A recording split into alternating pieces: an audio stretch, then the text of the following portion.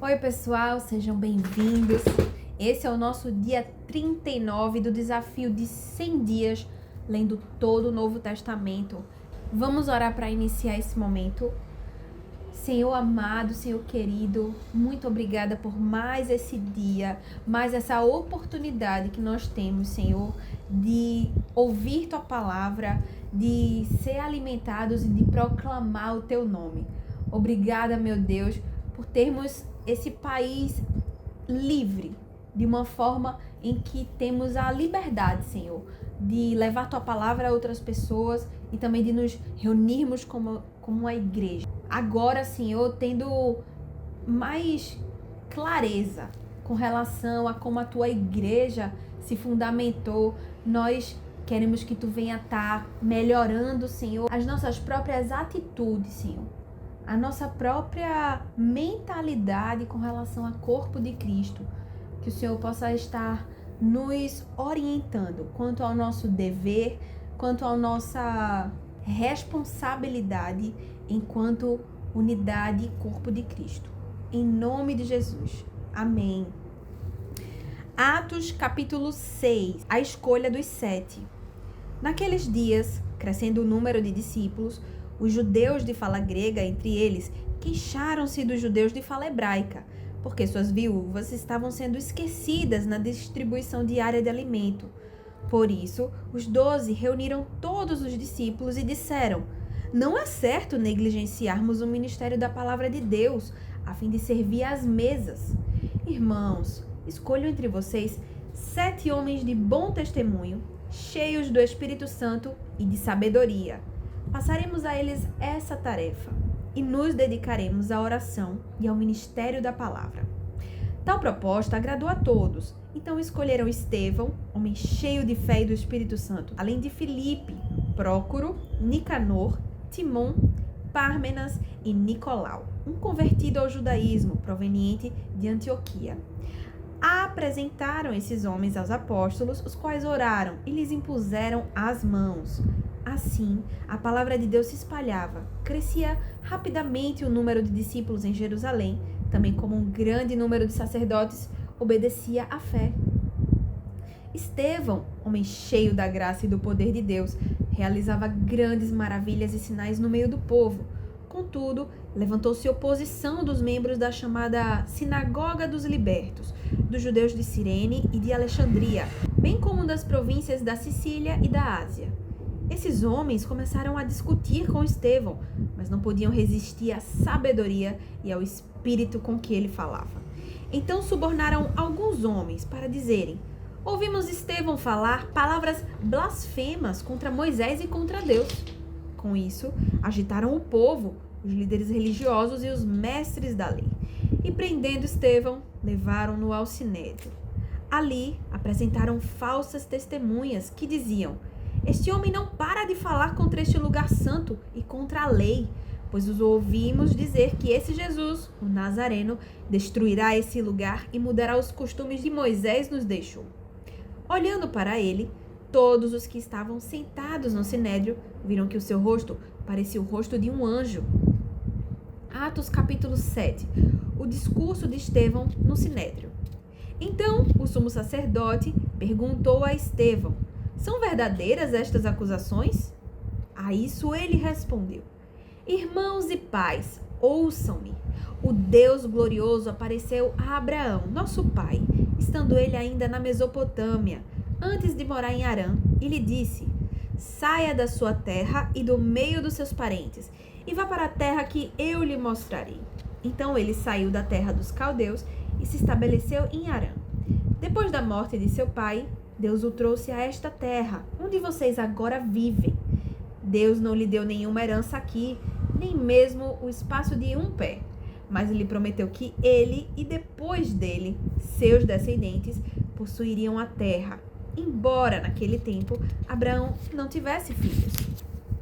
Deus lhe falou desta forma: seus descendentes serão peregrinos numa terra estrangeira, escravizados e maltratados por 400 anos.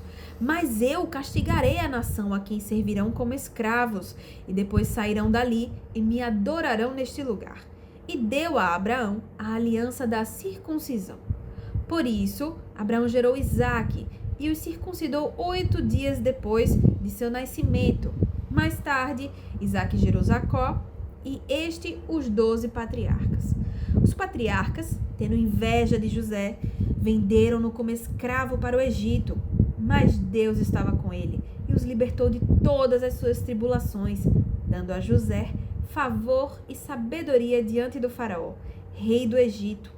Este o tornou governador do Egito e de todo o seu palácio. Depois houve fome em todo o Egito e em Canaã, trazendo grande sofrimento, e os nossos antepassados não encontravam alimento. Ouvindo que havia trigo no Egito, Jacó enviou nossos antepassados em sua primeira viagem.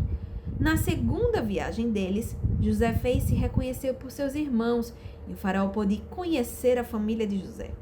Depois disso, José mandou buscar seu pai, Jacó, e toda a sua família, que eram 75 pessoas. Então Jacó desceu ao Egito, onde faleceram ele e os nossos antepassados. Seus corpos foram levados de volta a Siquém e colocados no túmulo que Abraão havia comprado ali dos filhos de Amor, por certa quantia. Ao se aproximar o tempo em que Deus cumpriria sua promessa a Abraão, aumentou muito o número do nosso povo no Egito. Então, outro rei, que nada sabia a respeito de José, passou a governar o Egito. Ele agiu traiçoeiramente para com o nosso povo e oprimiu os nossos antepassados, obrigando-os a abandonar os seus recém-nascidos para que não sobrevivessem. Naquele tempo, nasceu Moisés, que era um menino extraordinário.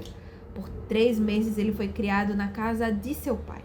Quando foi abandonado, a filha do faraó o tomou e o criou como seu próprio filho.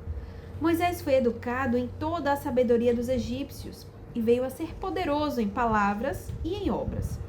Ao completar 40 anos, Moisés decidiu visitar seus irmãos israelitas. Ao ver um deles sendo maltratado por um egípcio, saiu em defesa do oprimido e o vingou, matando o egípcio.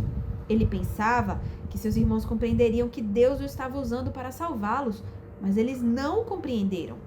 No dia seguinte, Moisés dirigiu-se a 2 israelitas que estavam brigando e tentou reconciliá-los, dizendo: "Homens, vocês são irmãos, por que ferem um ao outro?" Mas o homem que maltratava o outro empurrou Moisés e disse: "Quem o nomeou líder e juiz sobre nós? Quer matar-me como matou o egípcio ontem?" Ouvindo isso, Moisés fugiu para Midian, onde ficou morando como estrangeiro e teve 2 filhos. Passados 40 anos, apareceu a Moisés um anjo nas labaredas de uma sarça em chamas no deserto, perto do Monte Sinai. Vendo aquilo, ficou atônito e, aproximando-se para observar, ouviu a voz do Senhor: "Eu sou o Deus dos seus antepassados, o Deus de Abraão, o Deus de Isaque e o Deus de Jacó." Moisés, tremendo de medo, não ousava olhar. Então o Senhor lhe disse: "Tire as sandálias dos pés, porque o lugar em que você está é terra santa. De fato, tenho visto a opressão sobre o meu povo no Egito. Ouvi seus gemidos e desci para livrá-lo. Venha agora, e eu o enviarei de volta ao Egito." Este é o mesmo Moisés que tinham rejeitado com estas palavras. Quem o nomeou líder e juiz? Ele foi enviado pelo próprio Deus para ser líder e libertador deles, por meio do anjo que lhe tinha aparecido na sarça. Ele os tirou de lá, fazendo maravilhas e sinais no Egito, no Mar Vermelho e no deserto durante 40 anos. Este é aquele Moisés que disse aos israelitas: "Deus levantará dentre seus irmãos um profeta como eu." Ele estava na congregação, no deserto, com o anjo que lhe falava no Monte Sinai e com os nossos antepassados, e recebeu palavras vivas para transmiti-las a nós. Mas nossos antepassados se recusaram a obedecer-lhe. Ao contrário, rejeitaram-no em seu coração e voltaram para o Egito. Disseram a Arão: "Faça para nós deuses que nos conduzam, pois a esse Moisés que nos tirou do Egito não sabemos o que lhe aconteceu." Naquela ocasião, fizeram um ídolo em forma de bezerro. trouxeram-lhe sacrifícios e fizeram uma celebração em honra ao que as suas mãos tinham feito. Mas Deus afastou-se deles e os entregou à adoração dos astros, conforme o que foi escrito ao livro dos profetas. Foi a mim que vocês apresentaram sacrifícios e ofertas durante os 40 anos no deserto, ó nação de Israel? Em vez disso, levantaram um santuário de Moloque e a estrela do seu deus Renfã, ídolos que vocês fizeram para adorar. Portanto, eu os enviarei para o exílio, para além da Babilônia. No deserto, os nossos antepassados tinham o tabernáculo da aliança, que fora feita segundo a ordem de Deus a Moisés, de acordo com o modelo que ele tinha visto. Tendo recebido o tabernáculo, nossos antepassados o levaram, sob a liderança de Josué, quando tomaram a terra das nações que Deus expulsou de diante deles. O tabernáculo permaneceu nesta terra até a época de Davi, que encontrou graça diante de Deus e pediu que ele lhe permitisse providenciar uma habitação para o Deus de Jacó. Mas foi Salomão que lhe construiu a casa. Todavia, o Altíssimo não habita em casas feitas por homens. Como diz o profeta, o céu é o meu trono, a terra, o estrado dos meus pés. Que espécie de casa vocês me edificarão? Diz o Senhor, ou onde seria meu lugar de descanso? Não foram as minhas mãos que fizeram todas estas coisas? Povo rebelde, obstinado de coração e de ouvidos, vocês são iguais aos seus antepassados, sempre resistem ao Espírito Santo. Qual dos profetas os seus antepassados não perseguiram? Eles mataram aqueles que prediziam a vinda do justo, de quem agora vocês se tornaram traidores e assassinos. Vocês que receberam a lei por intermédio de anjos, mas não lhe obedeceram. Ouvindo isso, ficaram furiosos e rangeram os dentes contra ele. Mas Estevão, cheio do Espírito Santo, levantou os olhos para o céu e viu a glória de Deus e Jesus em pé, à direita de Deus. E disse: Vejo os céus abertos e o Filho do Homem em pé, à direita de Deus. Mas eles taparam os ouvidos e, dando fortes gritos, lançaram-se todos juntos contra ele, arrastaram-no para fora da cidade e começaram a apedrejá-lo. As testemunhas deixaram seus mantos aos pés de um jovem chamado Saulo. Enquanto apedrejavam Estevão, este orava: Senhor Jesus, recebe o meu espírito. Então caiu de joelhos e bradou: Senhor, não os consideres culpados deste pecado. E tendo dito isto, adormeceu.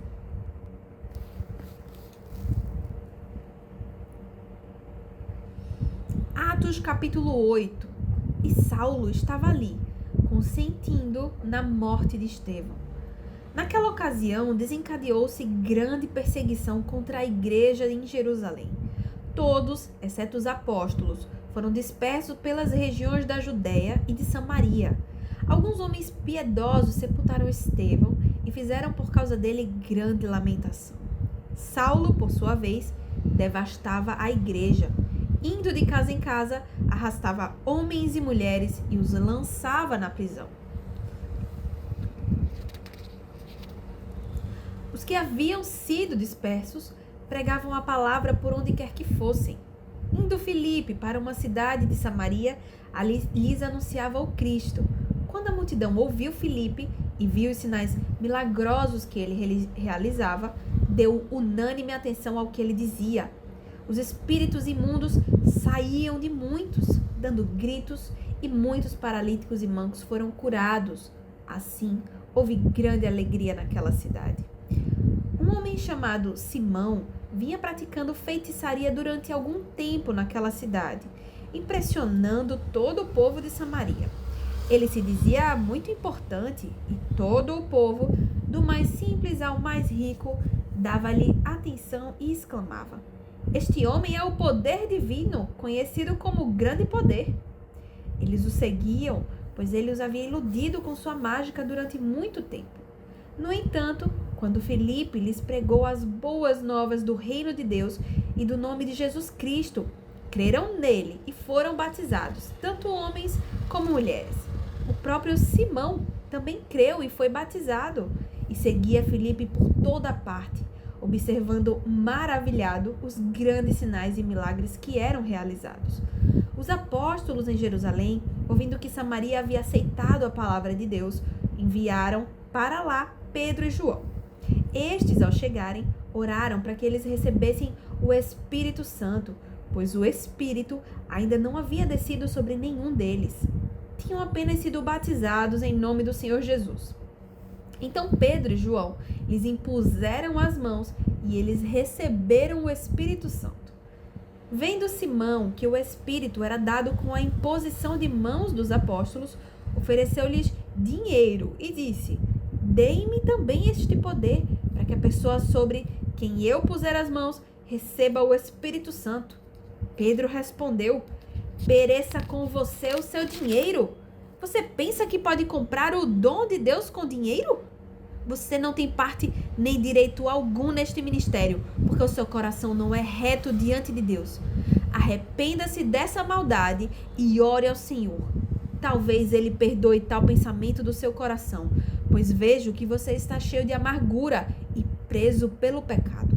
Simão, porém, respondeu: Orem vocês ao Senhor por mim, para que não me aconteça nada do que vocês disseram. Tendo testemunhado e proclamado a palavra do Senhor, Pedro e João voltaram a Jerusalém, pregando o evangelho em muitos povoados samaritanos. Um anjo do Senhor disse a Filipe: Vá para o sul, para a estrada deserta que desce de Jerusalém a Gaza. Ele se levantou e partiu. No caminho, encontrou um eunuco etíope, um oficial importante encarregado de todos os tesouros de Candace, rainha dos etíopes. Este homem viera a Jerusalém para adorar a Deus e, de volta para casa, sentado em sua carruagem, lia o livro do profeta Isaías. E o Espírito disse a Filipe: Aproxime-se desta carruagem e acompanha. Então Filipe correu para a carruagem, ouviu o homem lendo o profeta Isaías e lhe perguntou: O senhor entende o que está lendo? E ele respondeu: Como posso entender se alguém não me explica? Assim, convidou Filipe para subir e sentar-se ao seu lado. O eunuco estava lendo esta passagem da Escritura: Ele foi levado como ovelha para o matadouro, e como cordeiro mudo diante do tosquiador. Ele não abriu a sua boca. Em sua humilhação, foi privado de justiça. Quem pode falar dos seus descendentes? Pois a sua vida foi tirada da terra. O eunuco perguntou a Filipe: Diga-me, por favor, de quem o profeta está falando? De si próprio ou de outro? Então Filipe, começando com aquela passagem da Escritura, anunciou-lhe as boas novas de Jesus. Prosseguindo pela estrada, chegaram a um lugar onde havia água. O eunuco disse: Olhe, aqui há água. Quem me impede de ser batizado? Disse Filipe: Você pode, se crê de todo o coração. O eunuco respondeu: Creio que Jesus Cristo é o Filho de Deus. Assim, deu ordem para parar a carruagem. Então Filipe e o eunuco desceram à água e Filipe o batizou. Quando saíram da água, o Espírito do Senhor arrebatou Filipe repentinamente. O eunuco não o viu mais e, cheio de alegria, seguiu seu caminho. Filipe, porém, apareceu em Azoto e, indo para Cesareia, pregava o evangelho em todas as cidades pelas quais passava. Atos capítulo 9. A conversão de Saulo. Enquanto isso, Saulo ainda respirava ameaças de morte contra os discípulos do Senhor. Dirigindo-se ao sumo sacerdote, pediu-lhes cartas para as sinagogas de Damasco, de maneira que, caso não encontrasse ali homens ou mulheres que pertencessem ao caminho, pudesse levá-los presos para Jerusalém. Em sua viagem, quando se aproximava de Damasco, de repente brilhou ao seu redor uma luz vinda do céu. Ele caiu por terra e ouviu uma voz que lhe dizia: Saulo, Saulo, por que você me persegue? Saulo perguntou: Quem és tu, Senhor? E ele respondeu: Eu sou Jesus, a quem você persegue. Levante-se, entre na cidade e alguém dirá o que você deve fazer. Os homens que viajavam com Saulo pararam emudecidos. Ouviram a voz, mas não viam ninguém. Saulo levantou-se do chão e, abrindo os olhos, não conseguia ver nada. E os homens o levaram pela mão até Damasco. Por 3 dias ele esteve cego, não comeu e nem bebeu. Em Damasco havia um discípulo chamado Ananias. O Senhor o chamou numa visão. Ananias! Eis-me aqui, Senhor, respondeu ele. O Senhor lhe disse: vá à casa de Judas, na rua chamada direita, e pergunte por um homem de Tarso chamado Saulo. Ele está orando. Numa visão, vi um homem chamado Ananias chegar e impor-lhe as mãos para que voltasse a ver. Respondeu Ananias: Senhor, tenho ouvido muita coisa a respeito desse homem e de todo o mal que ele tem feito aos teus santos em Jerusalém. Ele chegou aqui com autorização dos chefes dos sacerdotes para prender todos aqueles que invocam o teu nome.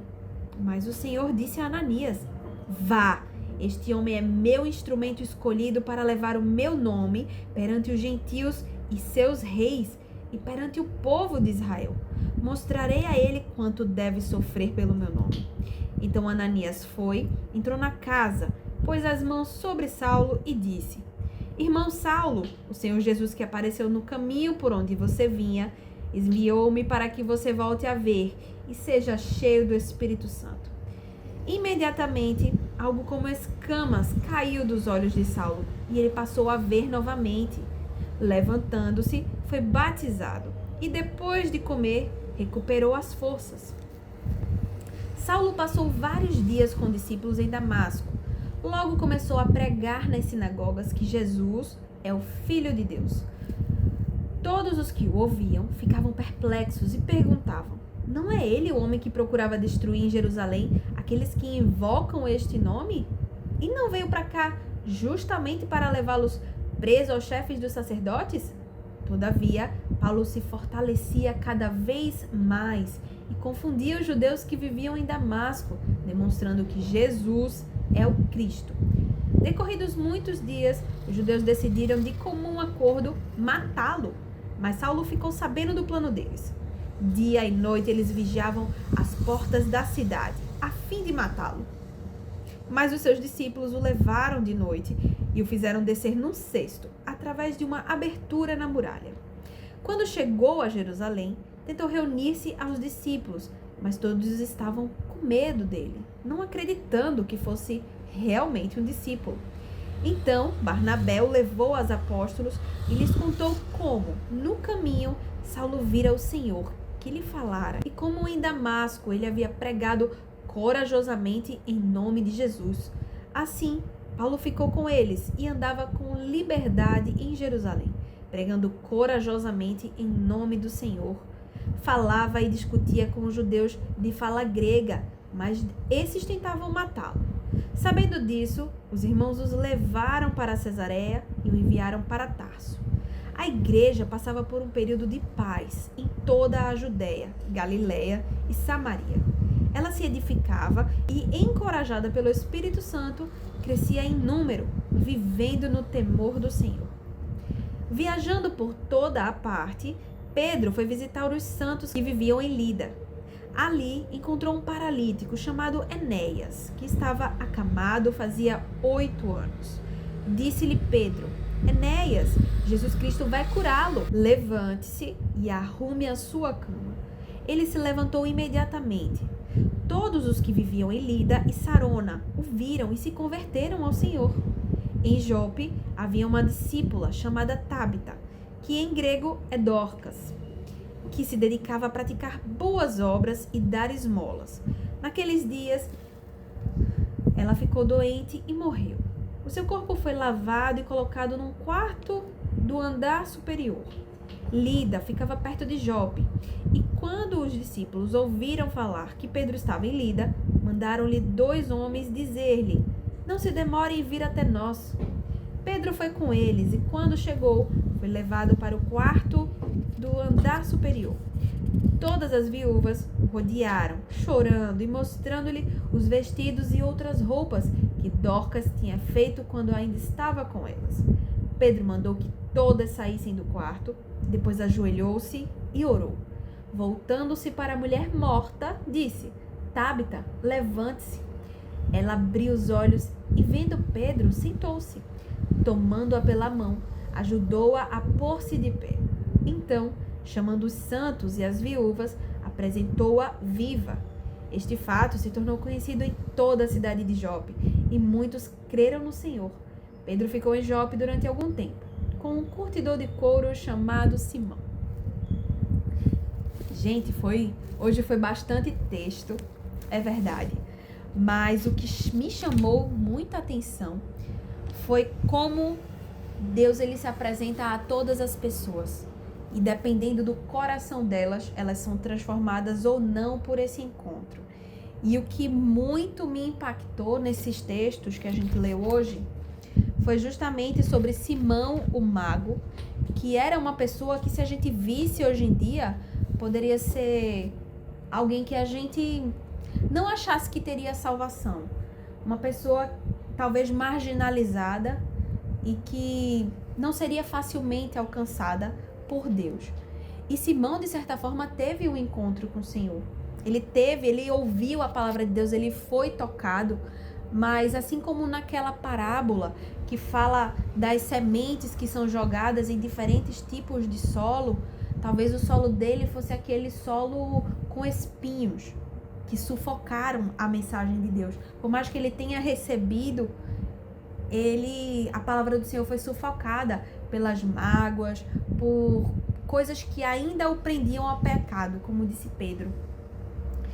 E a outra pessoa, de forma totalmente oposta a Simão, mas que também era alguém que talvez a gente pensasse, essa pessoa perseguia cristãos, essa pessoa de hoje em dia é aquele que tirava onda, que ia atrás de maltratar mesmo, de denegrir a imagem de um cristão, de dizer que ele era um alienado, um hipócrita. Imagina essa pessoa se tornando crente e declarando com toda a força, autoridade e ousadia o nome de Jesus. Esse foi o encontro de Saulo com Jesus. E o coração dele realmente foi transformado. Ele se permitiu ser tocado pelo Espírito Santo. Então, nunca despreze alguém que pode ouvir a palavra do Senhor, mesmo que essa pessoa pareça muito improvável para você. Talvez você mesmo tenha sido essa pessoa improvável.